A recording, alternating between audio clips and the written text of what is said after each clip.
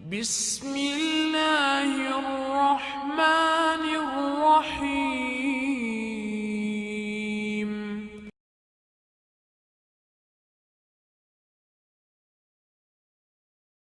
اعوذ باللہ من الشیطان الرجیم، بسم اللہ الرحمن الرحیم، وبہ نستعین انہ خیر ناصر و معین، وصلی اللہ علی سیدنا و مولانا بالقاسم محمد، اللہم صلی علی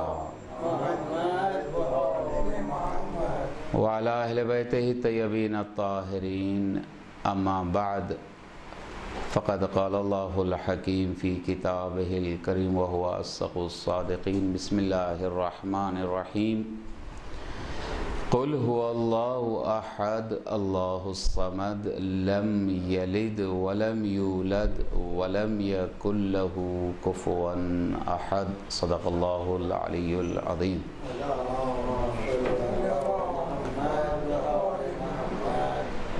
ہماری اس گفتگو کا موضوع جو ہے وہ توحید،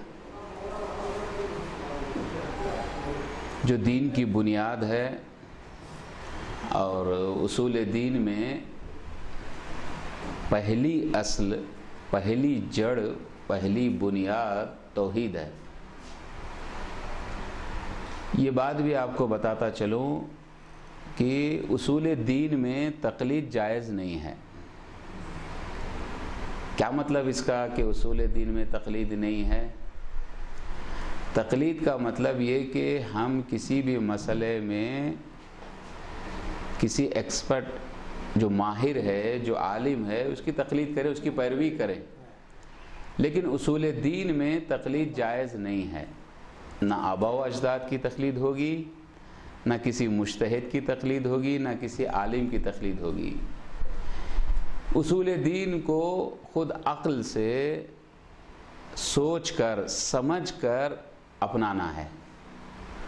جتنے اصول دین کے ارکان ہیں، یہاں عقل سے کام لینا ہے۔ خداوند عالم نے ہر انسان کو عقل عطا کیا ہے، اور عقل خود ایک انسان کے لیے حجت ہے، رہنمائی کرتی ہے، صحیح اور غلط بتاتی ہے کہ کیا چیز صحیح ہے اور کیا چیز غلط ہے۔ اسی لیے احادیث میں کہا گیا ہے کہ یہ عقل تمہارے پاس اللہ کی طرف سے حجت ہے، باطنی حجت ہے۔ اللہ نے ہماری ہدایت کے لیے دو حجتیں قرار دی ہیں، ایک حجت باطنی اور ایک حجت ظاہری۔ حجت باطنی عقل ہے، اور حجت ظاہری وہی نبی یا امام کی شکل میں ہے۔ اور یہ آپ دونوں حجتوں کو ساتھ میں لے کر چلیں گے تو یقین جانیے آپ کی دنیا اور آخرت آباد ہے۔ کبھی بھی عقل، کسی بھی انسان کی عقل جو ہے برائی کی طرف نہیں لے کے جاتی، گناہ کی طرف نہیں لے کے جاتی، خواہشات کی طرف نہیں لے کے جاتی۔ عقل ہمیشہ انسان کو اچھائی کی طرف رہنمائی کرتی ہے۔ اس لیے تمام اصول دین کو عقل کی بنیاد پر سمجھنے کی کوشش کریں، تقلید کی بنیاد پر نہیں۔ یہاں پر اندھی تقلید نہیں ہوگی، دین میں اندھی تقلید نہیں ہوگی۔ یا جناب ابراہیم نے جب بت پرستوں سے کہا کہ یہ تم بت پرستی کیوں کرتے ہو، تم ان کو خدا کیوں مانتے ہو، تو وہ جواب کیا کہتے تھے، جس کو قرآن نے بھی درج کیا ہے، قالوا نجد آباؤنا کذالک یفعلون۔ جواب ان کے پاس کوئی دلیل ہی نہیں تھی، کوئی عقل کی بات ہی نہیں تھی کہ تم بتوں کو خدا کیوں مانتے ہو، ان کی پوجا کیوں کرتے ہو، ان کی پرستش کیوں کرتے ہو۔ تو ان کے پاس جواب بس یہ تھا کہ چونکہ ہمارے آباء و اجداد ایسے کرتے چلے آ رہے ہیں، ہم بھی کرتے چلے آ رہے ہیں۔ یہ کوئی دلیل نہیں ہوئی۔ اگر تمہارے آباء و اجداد غلط تھے، تم کیوں؟ خداوند عالم نے تمہیں عقل دی ہے، تمہیں سوچ دی ہے، تمہیں سمجھ دی ہے، تمہیں غور کرنا ہے۔ وہ غلط تھے تو تم کیوں غلط ہو جاؤ؟ جس قبر میں تمہیں دفن کیا جائے گا وہ تمہارے آباء و اجداد کی قبر نہیں ہوگی، تمہاری قبر الگ ہوگی، تمہارے آباء و اجداد کی قبر الگ ہوگی، تمہارا حساب کتاب الگ ہوگا، تمہارے آباء و اجداد کا حساب و کتاب الگ ہوگا۔ ہر انسان کو خداوند عالم نے سوچنے سمجھنے کی صلاحیت دی ہے، تو عقل کے ذریعے سے انسان سوچ اور سمجھ کے اپنی عقائد کو درست کرے، اپنے اصول کو درست کرے۔ ان اصول میں پہلی اصل وہ توحید، کہ اگر یہ اصل انسان کی مضبوط ہو جائے تو انسان کی زندگی میں اس کے بہت سارے اثرات مترتب ہو جاتے ہیں، بالکل زندگی بدل جاتی ہے۔ مسئلہ یہ آتا ہے کہ جہاں ہمارا باور اور یقین کمزور ہو جاتا ہے تو ہم جو ہے وہ دنیا کے معاملات میں متزلزل ہو جاتے ہیں، ڈگمگا جاتے ہیں اور گناہوں میں بھی مبتلا ہو جاتے ہیں۔ ایک چھوٹی سی مثال آپ کو دیتا ہوں کہ جب انسان روزے کی حالت میں ہوتا ہے ماہ رمضان میں تو اس کی کیا حالت ہوتی ہے؟ یعنی روزے کی حالت میں وہ جو چیزیں اس کے لیے روزے سے پہلے حلال تھیں، پانی حلال تھا، کھانا حلال تھا، اس کو بھی ترک کر دیتا ہے چونکہ اللہ نے منع کیا ہے، اور اس کا ترک کرنا اتنا باور کے ساتھ اور یقین کے ساتھ ہوتا ہے کہ وہ اکیلا بھی رہتا ہے تو وہ اپنے آپ کو بچائے رکھتا ہے۔ یہ کون سی طاقت ہے جو انسان کو بھوک کے باوجود بھی بھوکا رکھتی ہے، پیاس کے باوجود بھی انسان کو پیاسا رکھتی ہے؟ پانی رہتا ہے سامنے، اس کے سامنے پانی ہے، پانی نہ ہو نہ پیے تو یہ اور بات ہے، لیکن پانی موجود ہے، کھانا موجود ہے، سب کچھ اس کے ہاتھ میں ہے، لیکن پھر بھی وہ اپنے آپ کو بچاتا ہے۔ یہ کون سی طاقت ہے جو انسان کو بچاتی ہے؟ کوئی ساتھ میں بھی نہیں ہے، کوئی انسان بھی نہیں ہے، اکیلا ہے، کمرے میں اکیلا ہے۔ تصور کیجئے کون سی طاقت ہے جو انسان کو بچاتی ہے؟ وہی خدا پر ایمان کی طاقت ہے۔ جو خدائے وحدہ لا شریک پر وہ ایمان رکھتا ہے، وہی طاقت ہے جو انسان کو کہتی ہے کہ نہیں، خدا نے منع کیا ہے، تیرے خالق نے اس کو روکا ہے، لہذا رک جا، چاہتے ہوئے بھی رک جا۔ تو یہ انسان کے لیے بہترین سبق ہے۔ یہ ماہ رمضان جو ہے خود ایک ٹریننگ ہے، مشق ہے، 1 مہینے کی ٹریننگ ہے تاکہ سال بھر اس کا اثر رہے انسان کی زندگی میں۔ اب یہاں پر عملی طور پر ٹریننگ دی جا رہی ہے۔ اسی طرح سے اب حج دیکھیں، حج ایک بہترین ٹریننگ کیمپ ہے، 1 مہینے کا ایک ٹریننگ کیمپ ہے کہ جہاں انسان کی خود زندگی بدل جاتی ہے، اور ان تمام اعمال کا دار و مدار عقیدے پر ہے۔ عمل میں کمزوری یا سستی عقیدے میں کمزوری یا سستی کی وجہ سے ہے، اور آج آپ دیکھ رہے ہیں کہ چونکہ لوگوں کو عقیدہ توحید واضح طور پر بتایا نہیں گیا، دکھایا نہیں گیا، لہٰذا آج جو ہے لوگ گمراہی کا شکار ہو رہے ہیں۔ کس کس چیز کو خدا بنا رہے ہیں، کیسے کیسے چیزوں کو خدائی تصور دے رہے ہیں۔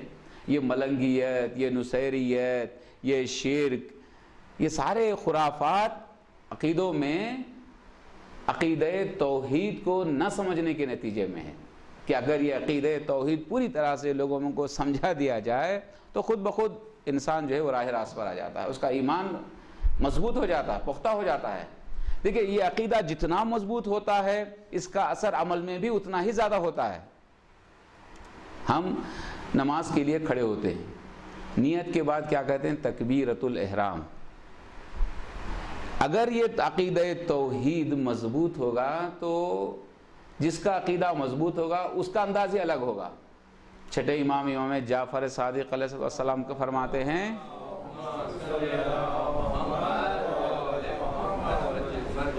تم نماز کے لیے کھڑے ہو تو تمہاری حالت کیا ہونی چاہیے؟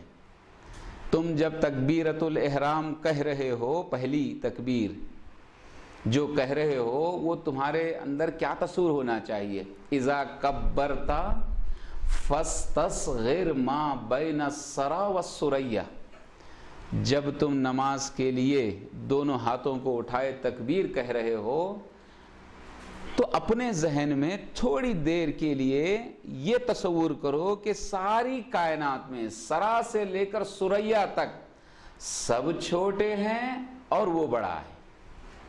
اس کی کبریائی کا احساس، اس کی بزرگی اور عظمت کا احساس دل میں لے کر اپنی نماز کا آغاز کرو تو یقین جانو کہ یہ تمہارے نماز کی کیفیت الگ ہوگی۔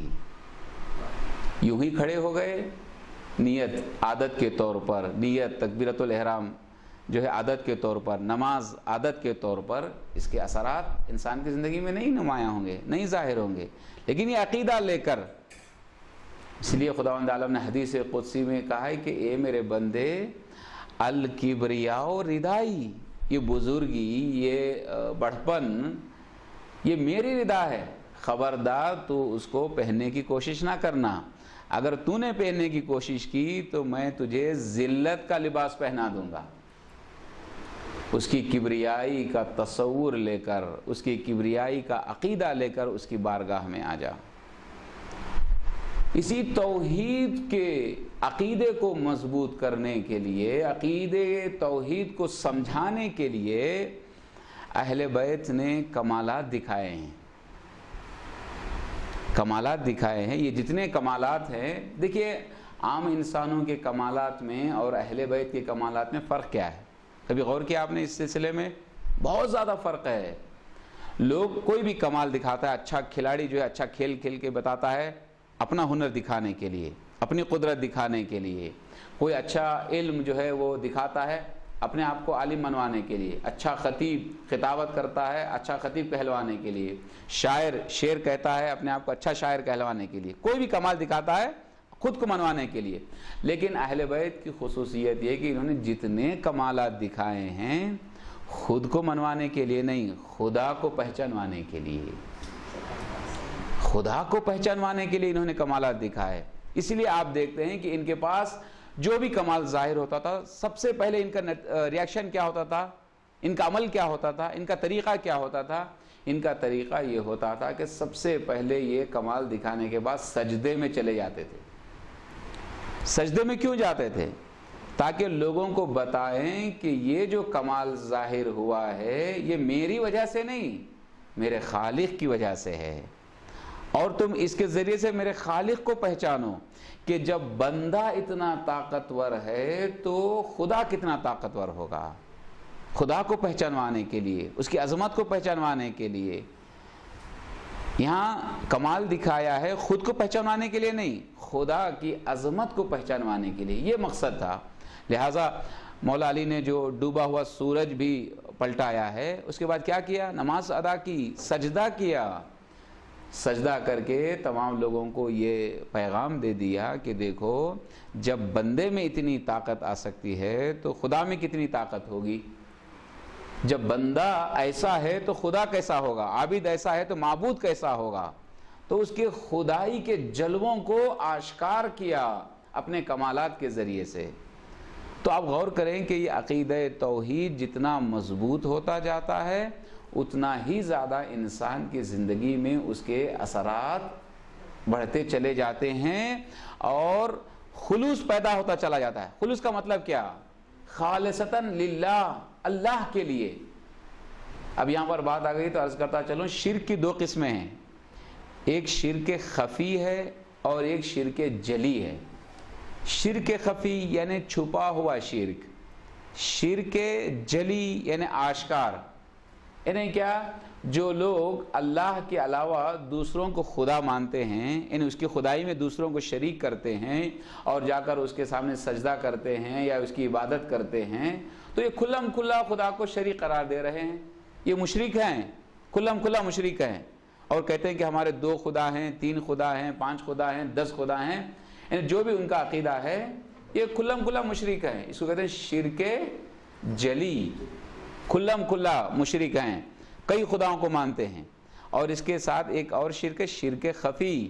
شرک خفی یہ اکثر مسلمانوں میں اور مومنوں میں پایا جاتا ہے، زبان سے کہتے ہیں کہ اللہ ہمارا ایک ہے، زبان سے کہتے ہیں، لیکن عمل کی منزل میں اندر سے کوئی شرک چھپا ہوا رہتا ہے، یعنی کسی کو دکھانے کے لیے۔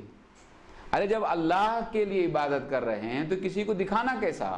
ریاکاری کیسی؟ یہ ریاکاری بھی شرک خفی کی وجہ سے ہے۔ اندر اندر سے نماز پڑھ رہا ہے، اندر اندر یہ خیال ہے کہ لوگ مجھے نمازی کہیں، انفاق کر رہا ہے، اندر اندر خیال ہے کہ لوگ میری تعریف کریں، لوگ مجھے دیکھیں، لوگ مجھے سخی کہیں، مجھے کریم کہیں۔ یعنی جتنی عبادتیں کرتا ہے ریاکار انسان وہ لوگوں کو دکھانے کے لیے کرتا ہے، تو گویا اس کے اندر ظاہر میں تو یہ کہ کہہ رہا ہے کہ میرا اللہ ایک ہے، لیکن عمل کی منزل میں وہ دوسروں کو شامل کر رہا ہے، خدا کی خدائی میں دوسروں کو شامل کر رہا ہے۔ اس سلسلے میں ایک خوبصورت حدیث بھی ہے، آپ اس کو اپنے ذہنوں میں رکھیں کہ جب ایسا ریاکار انسان قیامت میں خدا کی بارگاہ میں حاضر کیا جائے گا اور وہ اپنے اعمال کی جزا کی مطالبہ کرے گا کہ میں نے اتنے اعمال کیے ہیں، اتنے نمازیں پڑھی ہیں، اتنے روزے رکھے ہیں، اتنے اعمال خیر انجام دیے ہیں، مجھے صلہ ملنا چاہیے، مجھے جزا ملنا چاہیے.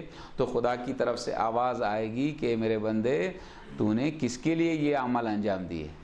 جس کے لیے انجام دیے تو اسی سے جا کے صلہ مانگ لے. اگر میرے لیے انجام دیا تو میں تجھے صلہ دوں گا. خالصتاً للہ، صرف اللہ کے لیے کوئی بھی عمل انجام دیا ہے تو اس کی جزا میں ضرور دوں گا. میں نے وعدہ کیا ہے، میں جزا ضرور دوں گا، اس کا انعام میں ضرور دوں گا.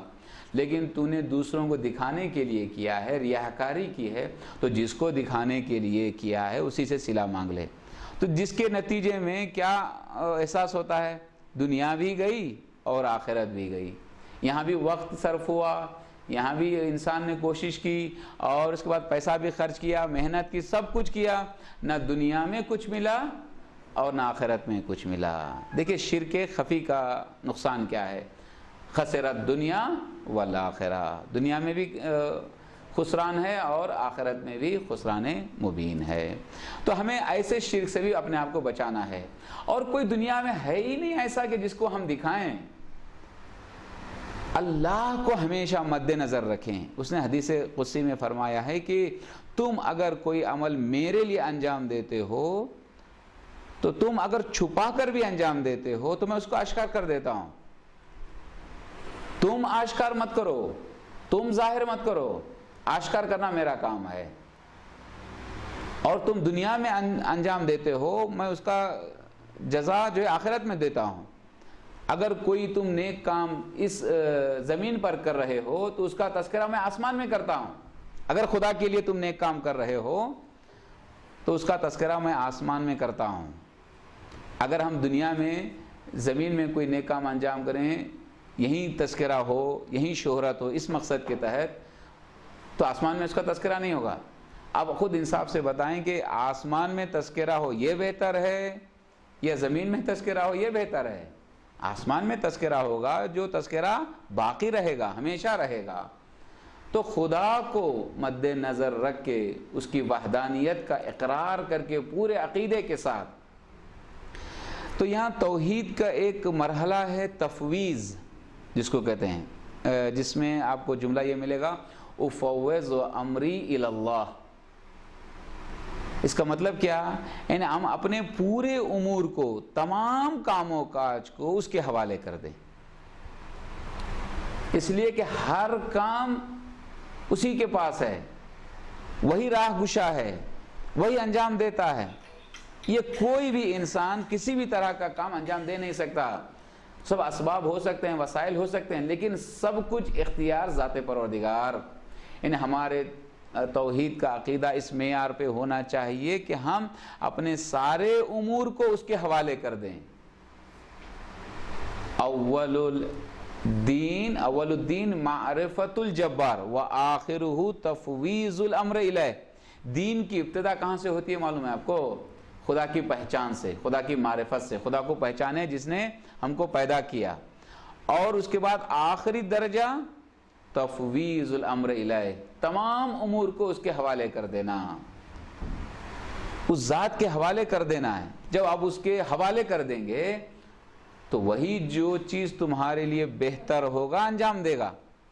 ہم کوئی کام انجام دیں گے تو اپنی طاقت کے مطابق، قوت کے مطابق انجام دیں گے.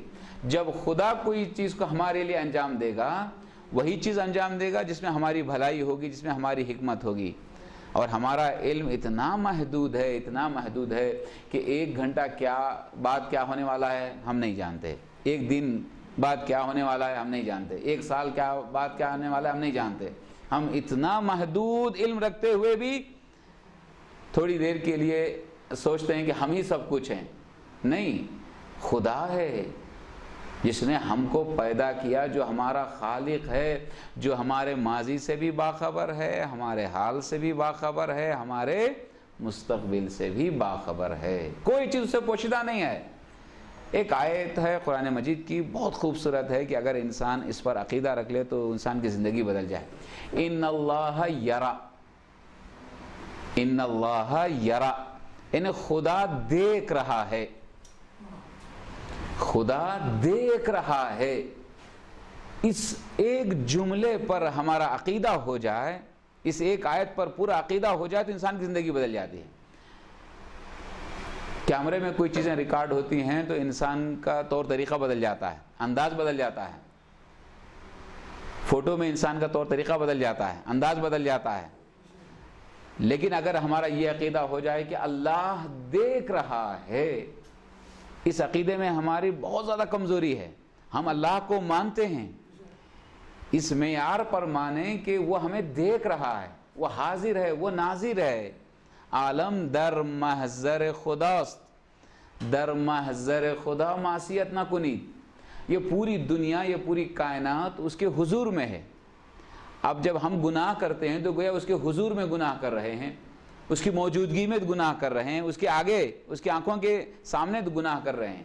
تو اس کے آگے گناہ کرنا کتنی بڑی جرت ہے، کتنا بڑا غلط کام ہے۔ اب ذرا تصور کریں۔ علیکم السلام، آئیے تشریف لائیں، صلوات پڑھیے محمد وآل محمد پر۔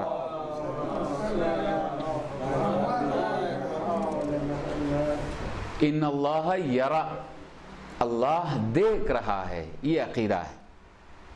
اور اس عقیدے کو جتنا مضبوط ہو سکے کریں اور اپنی زندگی میں اس کو شامل کریں کہ اللہ دیکھ رہا ہے، چاہے ہم اکیلے میں رہیں، چاہے مجمع میں رہیں، کہیں پر بھی رہیں، اگر اللہ دیکھ رہا ہے یہ ہمارا عقیدہ ہو جائے تو ہماری زندگی کا طور طریقہ ہی بدل جائے۔ تو توحید میں نے ابتدا میں اس کے معنی اور مفہوم بھی بیان کیے ہیں گزشتہ کلاس میں، کہ خدا کو وحدہ لا شریک جاننا، ایسا ایک ہے جس کا کوئی شبیہ نہیں ہے، جس کا کوئی ہمتا نہیں ہے، کوئی ہمسر نہیں ہے، ایسا ایک ہے۔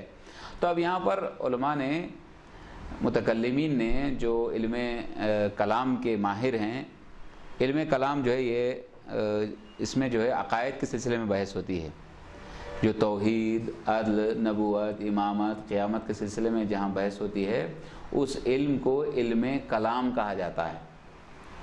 اور جو اس علم کلام کو جانتا ہے اس کو کہتے ہیں متکلم، اور اس علم کلام کے جاننے والے جو حضرات ہوتے ہیں ان کو متکلمین کہا جاتا ہے۔ تو انہوں نے جو توحید کے اقسام بیان کیے ہیں اس میں سے کچھ اقسام کی طرف میں اشارہ کروں گا۔ ایک توحید ذاتی۔ توحید ذاتی اس کا مطلب کیا ہے؟ یعنی وہ ذات میں اکیلا ہے، یعنی اس کی ذات میں کوئی بھی شریک نہیں ہے، وہ وحدہ لا شریک ہے اس کی ذات میں، یعنی اس کی ذات بسیط ہے۔ آپ یہ کہیں گے جتنے انسان ہیں وہ بھی ایک ایک ہیں، اکیلے ہیں لیکن قابل تقسیم ہیں، بسیط نہیں ہیں، مرکب ہیں۔ یعنی اگر یہ کہیں کہ کوئی انسان میں اکیلا ہوں لیکن میں مرکب ہوں، اعضاء و جوارح سے مرکب ہوں، یعنی میرے ہاتھ ہیں، میرے پیر ہیں، میرا سر ہے، میرے اعضاء و جوارح ہیں، اس اعتبار سے مجھے جو ہے الگ کیا جا سکتا ہے، تقسیم کیا جا سکتا ہے، لیکن وہ خدا ذات میں بھی اکیلا ہے، بسیط ہے، اس کو اجزاء میں تقسیم نہیں کیا جا سکتا، وہ بسیط ہے، وہ ایسا اکیلا ہے جو قابل تقسیم بھی نہیں ہے اور قابل ترکیب بھی نہیں ہے۔ یہ ہے توحید ذاتی، یہ عقیدہ ہمارا۔ دوسرا عقیدہ یعنی توحید کی اقسام ہی میں سے توحید صفاتی۔ توحید صفاتی کا مطلب یہ ہوا کہ اس کے صفات بھی ایک ہیں، اس کی صفات عین ذات ہیں۔ خداوند عالم کے جتنے صفات ہیں ان صفات میں سے ایک علم ہے، ایک حیات ہے، ایک قدرت ہے، یہ جتنے صفات ہیں، یہ جتنے صفات خدا کے ہیں وہ عین ذات ہیں، وہ ذات سے الگ نہیں ہیں۔ اس کا مطلب میں آپ کو مثال سے سمجھا دیتا ہوں کہ ہمارے پاس دو الگ الگ چیزیں ہیں، ایک ذات ہے اور ایک صفت ہے۔ جب ہم دنیا میں آئے تو ہماری ذات تھی، میں دنیا میں آیا تو میری ذات تھی، لیکن میرے پاس علم نہیں تھا، میرے پاس قدرت نہیں تھی۔ تو اس کا مطلب یہ ہوا کہ ذات الگ ہے، صفت الگ ہے۔ میں نے علم حاصل کیا تو مجھے علم کی صفت آئی، میرے پاس قدرت آئی تو قدرت کی صفت آئی۔ تو ہمارے پاس یہ دو الگ الگ تصور ہے، ذات الگ ہے، صفت الگ الگ ہے، لیکن خدا کے یہاں یہ دو چیزیں الگ الگ نہیں ہیں۔ یعنی خدا کی ذات الگ، علم الگ، خدا کی ذات الگ، قدرت الگ، خدا کی ذات الگ، حیات الگ، ایسا نہیں ہے۔ صفات خدا عین ذات ہیں، یعنی جب سے ذات ہے اسی وقت سے علم ہے۔ ایسا ایک وقت بھی ایسا نہیں تھا کہ خدا کی ذات رہی ہو اس کے پاس علم نہ رہا ہو یا اس کے پاس قدرت نہ رہی ہو، ایسا ہرگز تصور نہیں کیا جا سکتا۔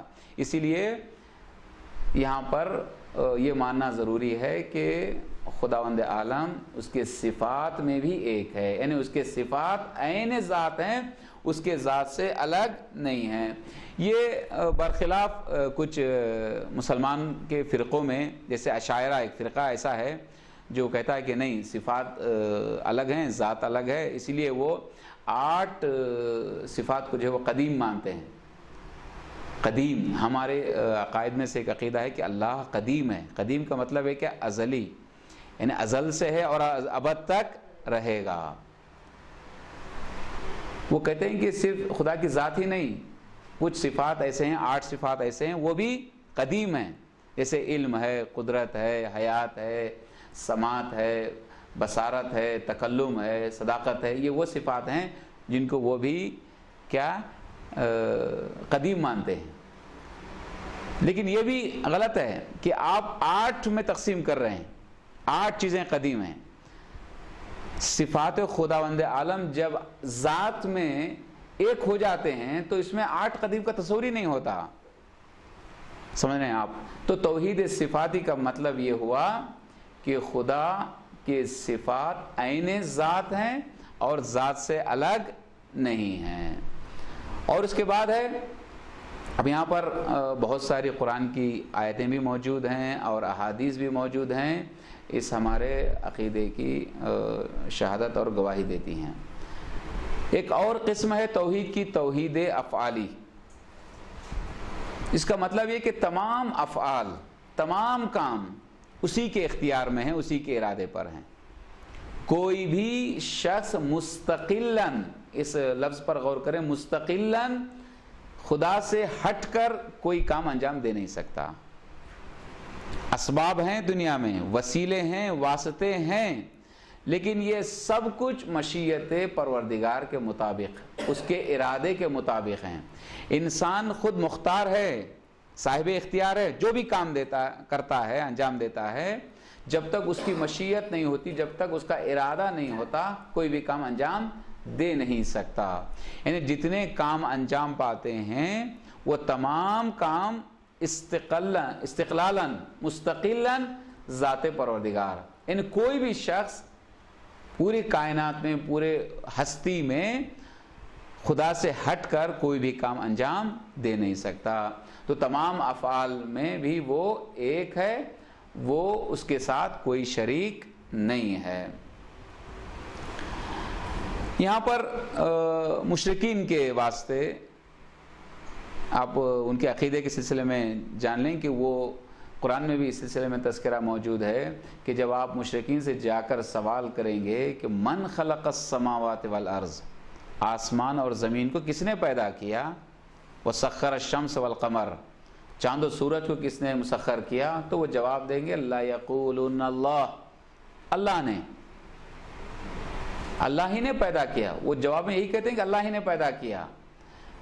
آپ پھر دوسروں کو کیوں مانتے ہیں؟